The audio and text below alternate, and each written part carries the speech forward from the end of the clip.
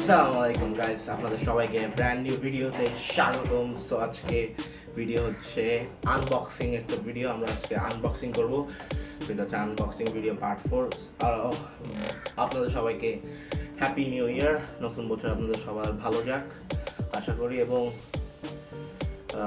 চলুন, সো আমরা আজকে আনবক্সিং করব হচ্ছে একটা ইলেকট্রিক ক্যাটলি, যেটাই হোক সেটা শীতকালে অনেক দরকার আসলে পানি গরম করার জন্য। মানুষ গরম পানি খায়, সো বুড়া মানুষদের লাগে, সব বয়সের মানুষদের লাগে।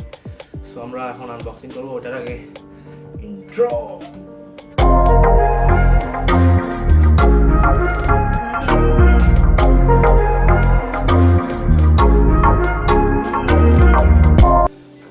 সো গাইস, তো এটা হচ্ছে সেই ইলেকট্রিক ক্যাটলি যেটা আমরা এখন আনবক্সিং করবো। দেখতে পাচ্ছেন auto electric kettle. So let's unbox this and let's see. আমি এটা কিনেছি, আমি কিনি না, আর বাবা ওরা কিনে, প্যারেন্টসরা কিনেছে।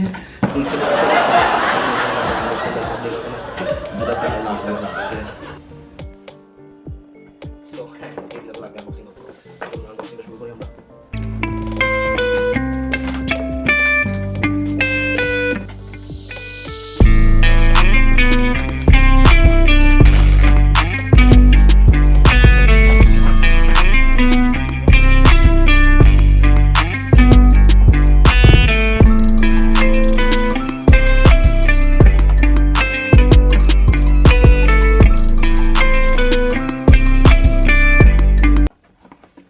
সো এটাই হলো আমাদের কেটল। এই তো এর সাথে মেইন প্লাগটা আছে।